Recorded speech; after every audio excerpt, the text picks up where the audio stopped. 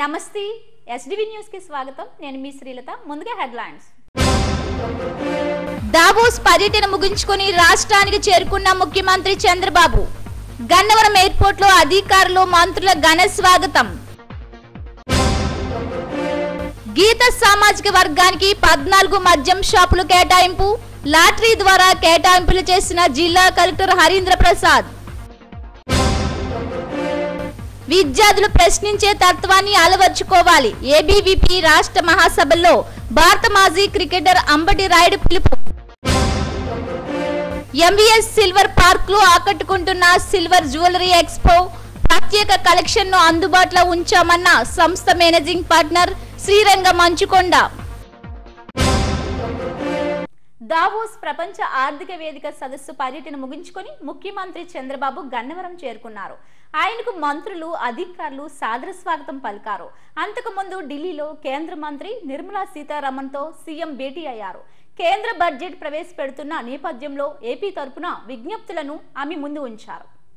Davos లో జరిగిన world economic forum 4 రోజుల సదస్సులో పాల్గొన్న ముఖ్యమంత్రి చంద్రబాబు బృందం భారతదేశానికి చేరుకుంది. దావోస్ నుంచి నేరుగా ఢిల్లీకి వచ్చి నార్త్ బ్లాక్ లోని ఆర్థిక శాఖ కార్యాలయంలో నిర్మలా సీతారామన్తో చంద్రబాబు సమావేశమయ్యారు. సుమారు 40 నిమిషాల పాటు కొనసాగిన ఈ భేటీలో రాష్ట్రానికి ఆర్థిక సహకారంపై సీఎం చర్చించారు. ఫిబ్రవరి 1వ తేదీన కేంద్ర బడ్జెట్ ప్రవేశపెడుతున్న నేపథ్యంలో రాష్ట్రం తరపున విజ్ఞప్తులను ఆమె ముందుంచారు. విశాఖ స్టీల్ ప్లాంట్ కు కేంద్రం ప్రకటించిన 11,440 కోట్ల ప్యాకేజీ అమలు, పోలవరం ప్రాజెక్టుకు కేంద్రం నుంచి రావాల్సిన నిధుల గురించి చర్చించారు. కేంద్ర వ్యవసాయ శాఖ మంత్రి శివరాజ్ సింగ్ చౌహాన్, పునరుత్పాద ఇంధన శాఖ మంత్రి ప్రహ్లాద్ జోషిలతో కూడా ముఖ్యమంత్రి సమావేశమయ్యారు. అనంతరం ప్రత్యేక విమానంలో గన్నవరం ఎయిర్పోర్ట్ కు చేరుకున్నారు. అక్కడ అధికారులు మంత్రులు ఆయనకి స్వాగతం పలికారు. గన్నవరం ఎయిర్పోర్ట్ లో సీఎం చంద్రబాబుకు ఘన స్వాగతం లభించింది. అనంతరం తాడేపల్లిలోని తన నివాసానికి చేరుకున్నారు. కల్లుగీత సామాజిక వర్గం వారికి 14 మద్యం దుకాణాలు కేటాయించారు. అధికారులు కుల సంఘాల సమక్షంలో జిల్లా కలెక్టర్ హరీంద్ర ప్రసాద్ లాటరీ తీశారు. ఈ నెల 27వ తేదీ నుంచి ఫిబ్రవరి 5వ తేదీ వరకు దరఖాస్తులు స్వీకరిస్తారు. ఫిబ్రవరి 7వ తేదీన తుది విడతగా లాటరీ తీసి దుకాణాలు కేటాయిస్తారు. జిల్లా కలెక్టర్ కార్యాలయంలో జిల్లాలోని కల్లుగీత సామాజిక వర్గాలకు 14 మద్యం దుకాణాలు కేటాయించారు. Excise DC Ramachandramurthy, superintendent Prasad, గీత కులాల ప్రతినిధులు మీడియా సమక్షంలో జిల్లా కలెక్టర్ హరీంద్ర ప్రసాద్ లాటరీ ప్రక్రియ నిర్వహించారు. మొత్తం 14 దుకాణాలకు గాను జీవీఎంసీ పరిధిలో 11 ఉండగా భీమిలి, ఆనందపురం, పద్మనాభం పరిధిలో మరో 3 దుకాణాలు ఉన్నాయి. లాటరీలో భాగంగా జీవీఎంసీ పరిధిలో ఉన్న 11 దుకాణాల్లో ఒకటి గౌడ సామాజిక వర్గానికి, మరొకటి యాత కులానికి రాగా మిగిలిన 9 దుకాణాలు సెట్టిబల్జ సామాజిక వర్గానికి దక్కాయి. మిగిలిన 3 గౌడ కులానికి ఆనందపురంలోను, భీమిలి, పద్మనాభం మండలాల్లో సెట్టిబల్జలకు దుకాణాలు కేటాయించారు. Shop number 1 GVMC.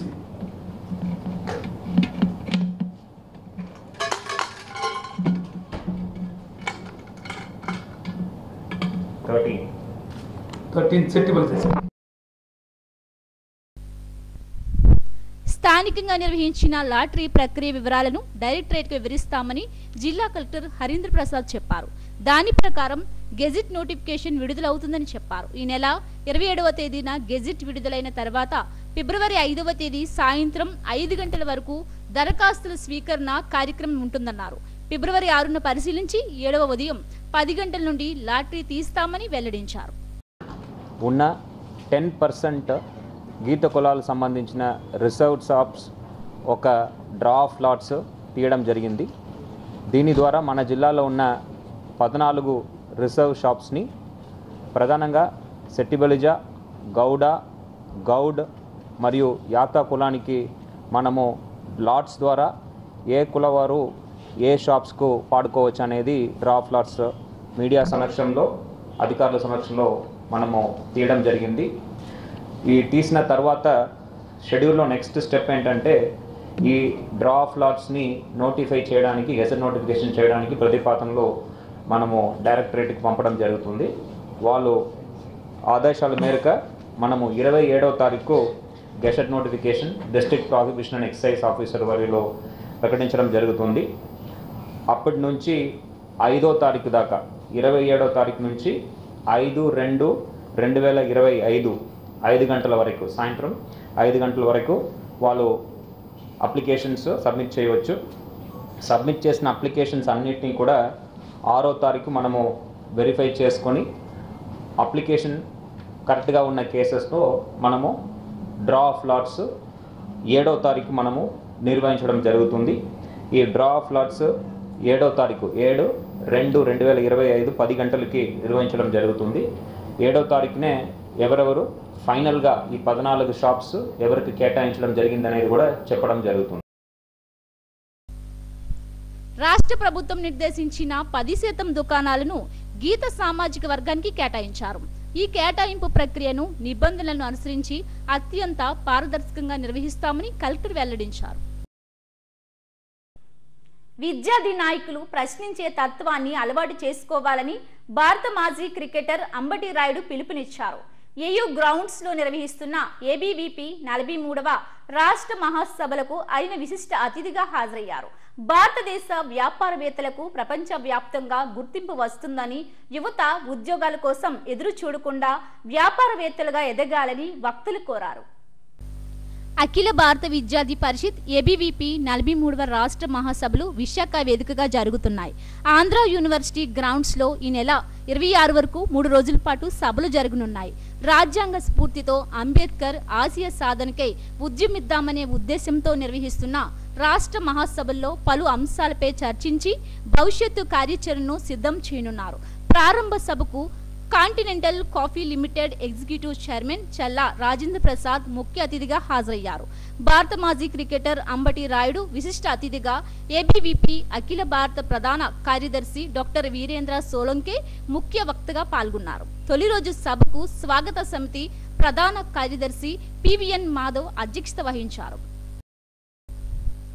విద్యార్థులు కష్టపడడం అలవాటు చేసుకోవాలని వక్తలు అన్నారు. గడిచిన కొన్నేళ్లుగా భారతీయ వ్యాపారవేత్తలకు ప్రపంచవ్యాప్తంగా గుర్తింపు వస్తుందని, యువత ఉద్యోగాల కోసం కాకుండా ఉద్యోగాలు సృష్టించే వ్యక్తులుగా గుర్తింపు పొందాలని పిలుపునిచ్చారు. విద్యార్థి దశలోని నాయకత్వ లక్షణాలను పెంపొందించుకోవాలని కోరారు. Entrepreneurs, see, similarly to what I have done, my background is zero. అలాంటివన్నీ కూడా ఏదో ఇండస్ట్రీ స్టార్ట్ చేసాం, 10 మందికి ఉద్యోగాలు చేస్తున్నాం.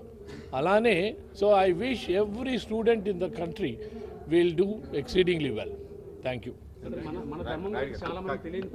అంటే it is a evolution. It will take some time. Overnight ఏమీ కాదు బాబు, ఇట్ విల్ టేక్ టైం. ఇప్పుడిప్పుడే సిస్టమ్స్ మారుస్తున్నారు. ఇప్పుడు బీజేపీ గవర్నమెంట్ వాళ్ళు కూడా ఏం చేస్తున్నారంటే, ఇప్పుడు మన whole education system is going to be rewritten and this will happen soon.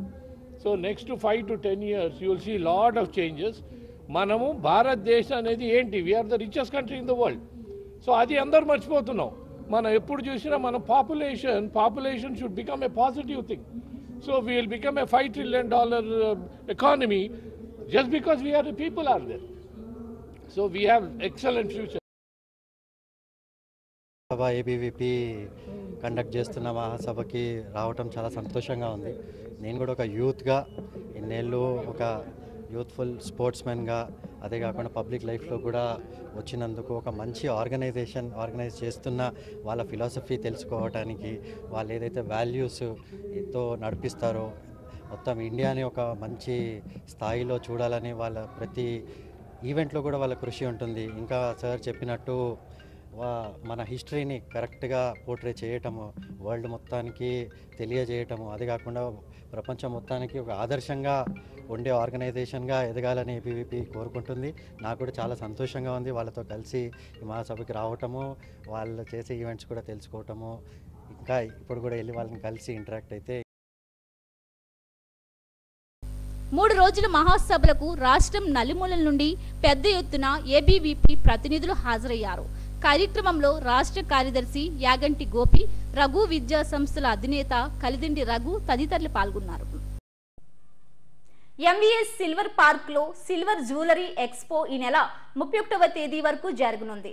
MVS వర్ణ 92.5 సిల్వర్ జ్యువెలరీని విశాఖకు తొలిసారిగా పరిచయం చేసిన ఎంవీఎస్ సిల్వర్ పార్క్ షోరూంలో బీడ్స్ కలెక్షన్ కూడా లాంచ్ చేశారు. మినిమల్, యాంటిక్, బంగారు పూతతో వెండి ఆభరణాలతో పాటు హస్తకళ, ఉత్కంఠభరితమైన డిజైన్లు వినియోగదారులను ఎంతగానో ఆకట్టుకుంటున్నాయి. నాణ్యమైన సిల్వర్ జ్యువెలరీకి సంపత్ వినాయక టెంపుల్ రోడ్లోని వేమన మందిరం ఎదురుగా ఉన్న MVS silver park care of అడ్రస్గా నిలుస్తోంది. వినియోగదారుల అభిరుచులకు అనుగుణంగా అద్భుతమైన 92.5 సిల్వర్ జ్యువెలరీ కలెక్షన్ను అందుబాటులో ఉంచారు. ఈ నెల 24 నుండి 31వ తేదీ వరకు ఎంవీఎస్ సిల్వర్ పార్క్ షోరూంలో 92.5 సిల్వర్ జ్యువెలరీ ఎక్స్పో నిర్వహిస్తున్నారు. వారం రోజుల పాటు జరిగే ఈ ఎక్స్పోలో వర్ణ సిల్వర్ జ్యువెలరీ, మినిమల్, యాంటిక్, బంగారు పూతతో వెండి ఆభరణాలు, Victorian, moissanite, temple jewellery, bridal jewellery ఇలా అద్భుతమైన కలెక్షన్ను అందుబాటులో ఉంచారు. 25,000 కొనుగోలుపై గోల్డ్ కాయిన్ను, ఆపై కొనుగోలుపై ప్రత్యేక బహుమతిని ఎక్స్పో సందర్భంగా అందిస్తున్నారు. హారాలు, నెక్లెస్లు, గాజులు ఇలా సిల్వర్ జ్యువెలరీ ఆభరణాలు ఎంతగానో ఆకట్టుకుంటున్నాయి.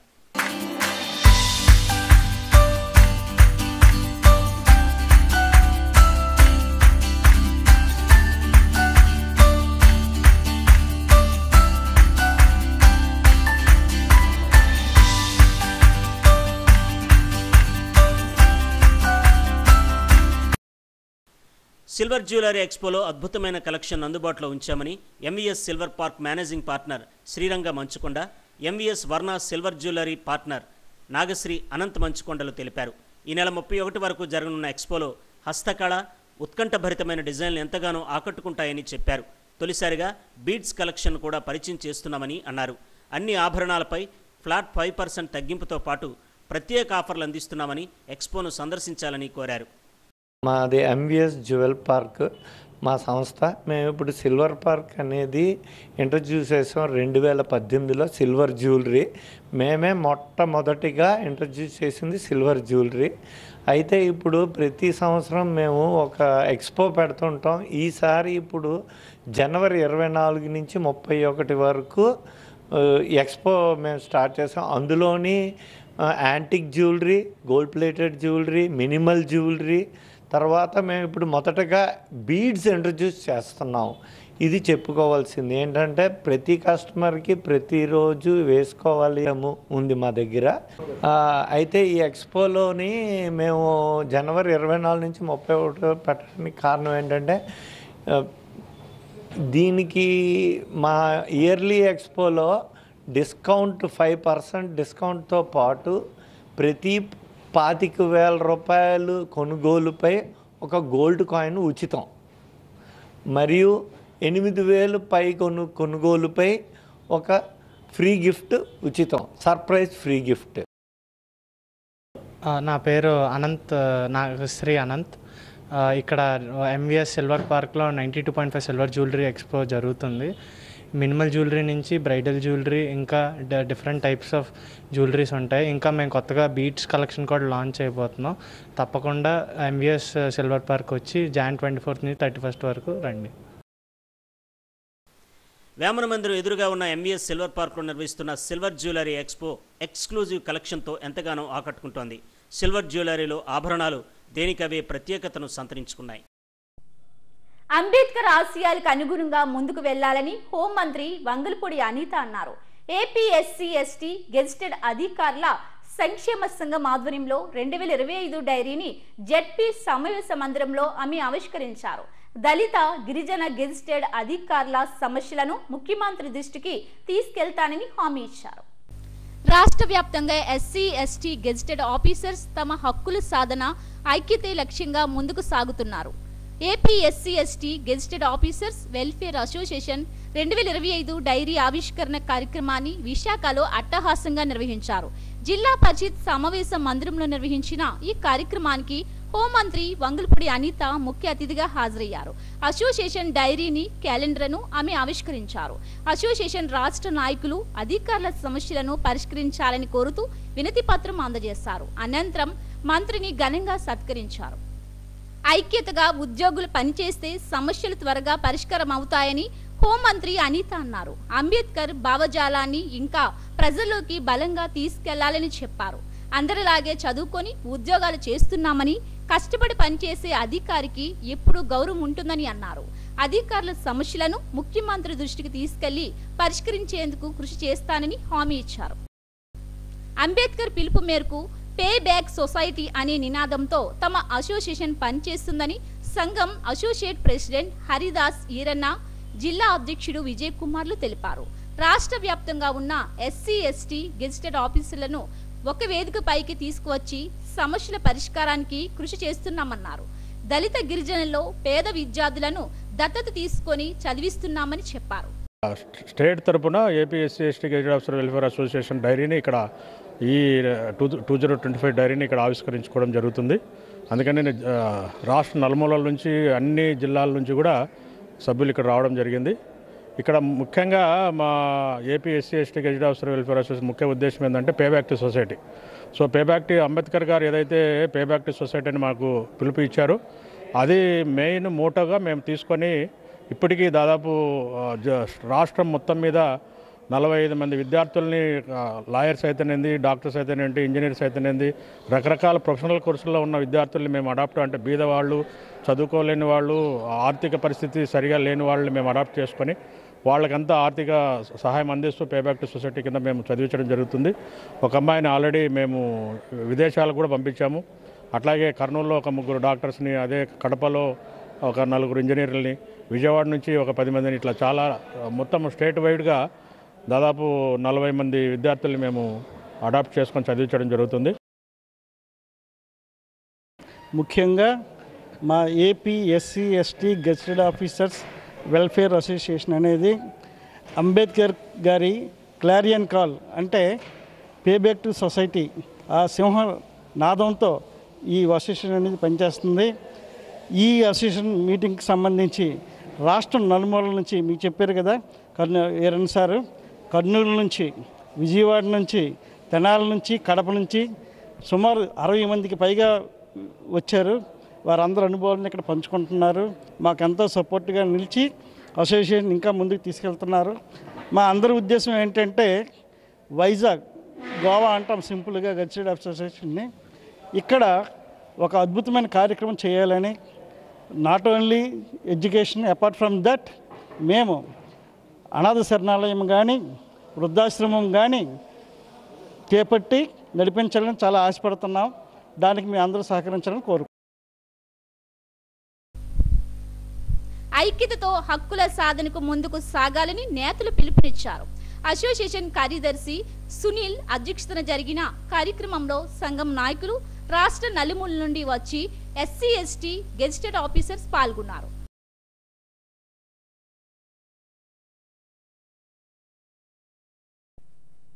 తిరుమలలో ఒక్కరోజు బ్రహ్మోత్సవాన్ని విజయవంతంగా నిర్వహించేందుకు పకడ్బందీ ఏర్పాట్లు చేస్తున్నామని టీటీడీ ఈవో శ్యామలరావు తెలిపారు. ఫిబ్రవరి 3న రథసప్తమి వేడుకలను వైభవంగా నిర్వహిస్తున్నట్టు వెల్లడించారు.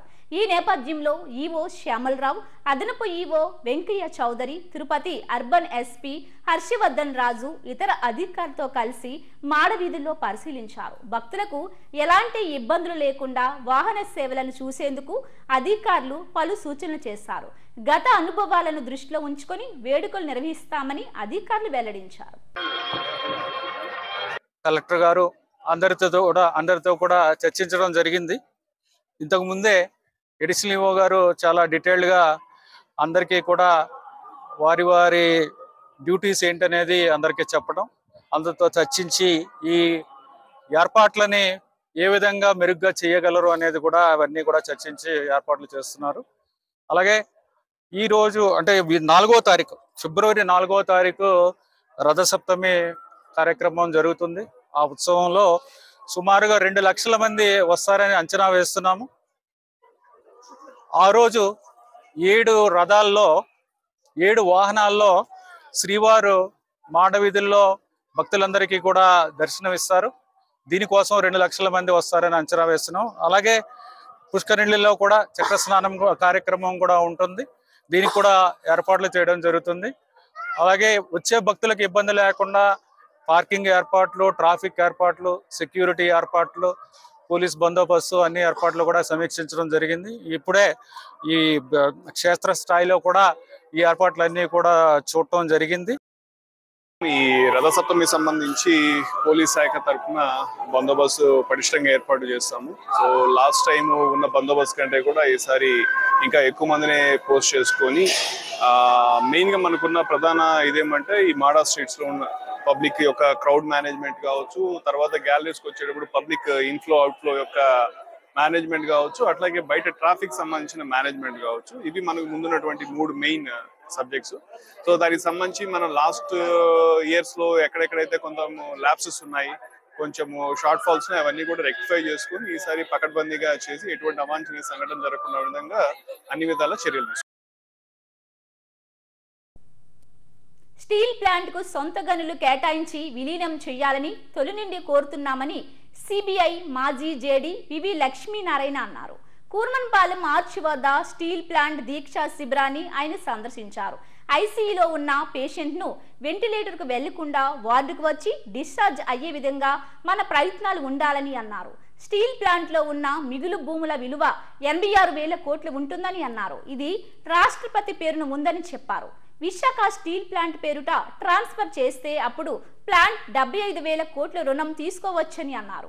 ఏపీ ప్రభుత్వం అమరావతిలో పెట్టుబడులు పెడుతుందని, స్టీల్ ప్లాంట్లో తయారు చేసే స్టీలును మేమే కొనుగోలు చేస్తామని గ్యారెంటీ ఇవ్వాలని కోరారు.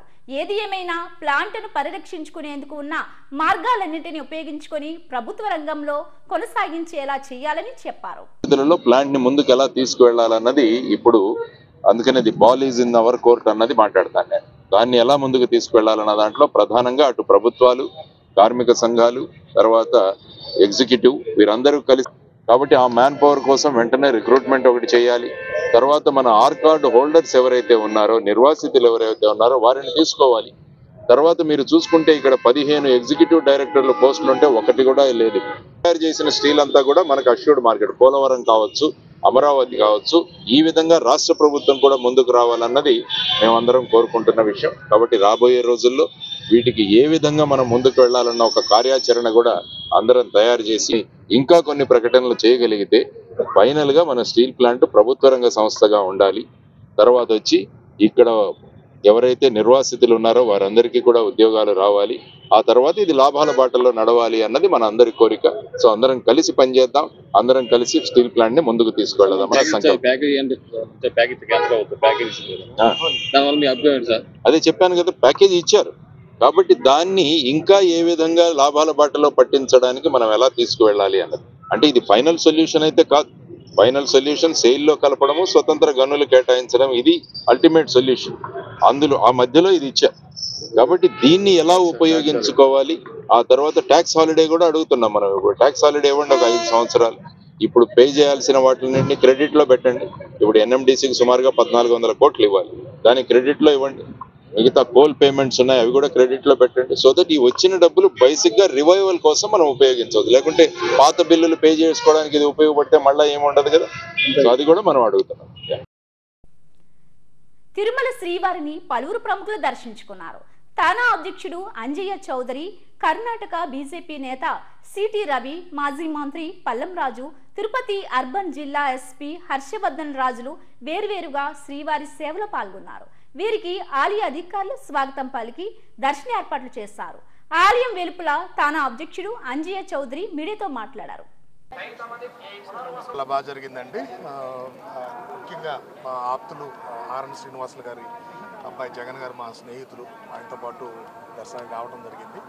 చాలా సంతోషం. 2025లో నేను పర్సనల్ పని మీద రావడం జరిగింది, పర్సనల్ ఫంక్షన్తో. దాంతో దేవుని దర్శించడానికి వస్తే అద్భుతంగా దర్శనం జరిగింది.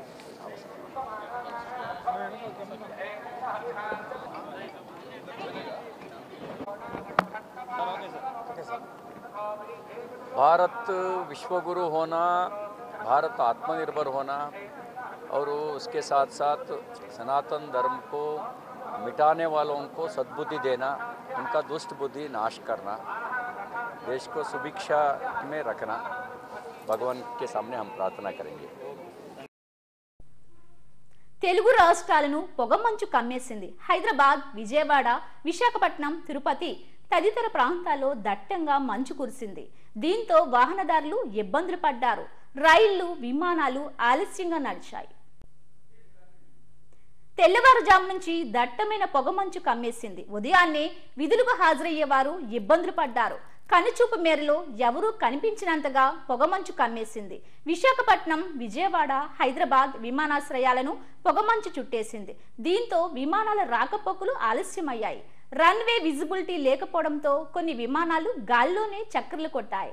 దట్టమైన పొగమంచు కారణంగా రైళ్లు కూడా ఆలస్యంగా నడిచాయి. సుమారు 2.5 గంటల పాటు ఆలస్యంగా చేరుకున్నాయి. విజయవాడ నుంచి 3 గంటలు, చెన్నై నుంచి 1.5 గంటల ఆలస్యంగా విశాఖ విమానాశ్రయానికి విమానాలు చేరుకున్నాయి. ఉదయం నుంచి రైళ్లకు సిగ్నల్స్ కనిపించకపోవడంతో రైళ్లన్నీ నెమ్మదిగా చేరుకున్నాయి. ఉదయం 9 గంటల వరకు పొగమంచు ఉండడంతో సామాన్య ప్రజలు కూడా ఇబ్బందులు పడ్డారు.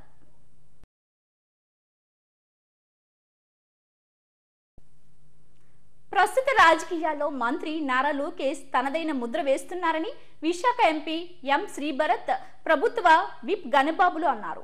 లోకేష్ పుట్టినరోజు వేడుకలను గోపాలపట్నంలో ఘనంగా నిర్వహించారు. ఈ సందర్భంగా నిర్వహించిన కబడ్డీ పోటీలను నేతలు ప్రారంభించారు.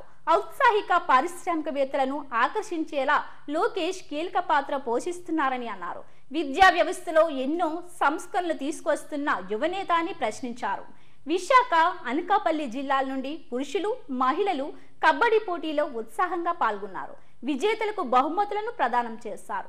యువనేత మౌర్య సింహ ఆధ్వర్యంలో గోపాలపట్నం సుకన్య హాల్ ప్రాంగణంలో ఈ పోటీలు, లోకేష్ జన్మదిన వేడుకలు ఘనంగా జరిగాయి.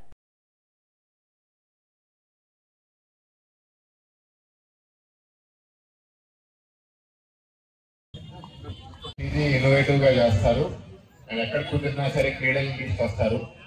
సో ఇవాళ ఒక ఎగ్జిబిషన్ కబడ్డీ మ్యాచ్ పెట్టడం అనేది చాలా మంచి ఐడియా. నాకు కూడా ప్రోగ్రామ్ లేకపోతే పూర్తిగా మ్యాచ్ ఇక్కడే చూసుండే వాళ్ళం. చాలా బాగా ఆడుతున్నారు ప్లేయర్స్ కూడా. Very happy to see you. And membership లో మొదటిసారి మెంబర్షిప్ స్టార్ట్ అయ్యే ముందు నేను 50 లక్షలు రీచ్ అవుతే బాగా అచీవ్ చేసినట్టు నేను భావించాను. ఇవాళ రాష్ట్రంలో 5 కోట్ల జనాభా ఉంటే దాంట్లో 4 కోట్ల మంది ఇన్సూరెన్స్ ఓటర్లు ఉంటే 1 కోటి మంది మెంబర్షిప్ దాటేసిన ఘనత ఇవాళ తెలుగుదేశం పార్టీ లోకేష్ అనే నాయకత్వంలో వచ్చింది. ఉండేటువంటి తెలుగుదేశం పార్టీలో ఉండేటువంటి శ్రేణులందరినీ కూడా భయకంపితులు చేసి కార్యకర్తల్ని, నాయకుల్ని ఇబ్బందులు పెట్టి అనేక ఇబ్బందులు పెట్టేటువంటి పరిస్థితుల నుంచి ఈ రాష్ట్ర ప్రజల్ని విముక్తి కలిగించడంలో యువకాలం స్ఫూర్తి ఈ రోజు ఆయన జన్మదినం ఈ రాష్ట్రం అంతా కూడా ఘనంగా జరుపుకోవడానికి కారణమైందని చెప్పి అందరికీ మనం చేసుకుంటూ, అందులో భాగంగా ఒక యువకుడు ఉత్సాహవంతునికి క్రీడలు అంటే మక్కువ ఉంటాయి. అందుకని మేము స్పోర్ట్స్ లో ఇస్తున్నాం.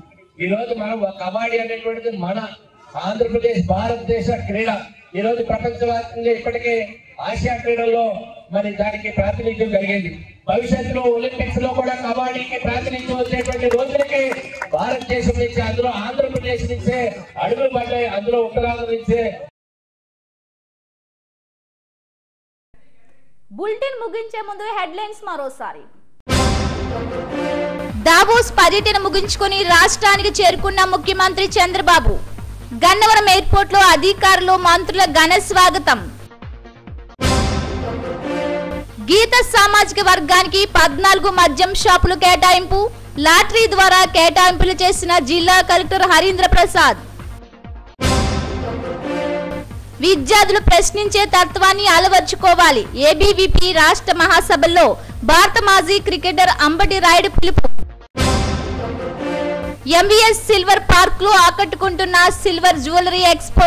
ప్రత్యేక కలెక్షన్ ను అందుబాటులో ఉంచామన్న సంస్థ మేనేజింగ్ పార్ట్నర్ శ్రీరంగ మంచుకొండ.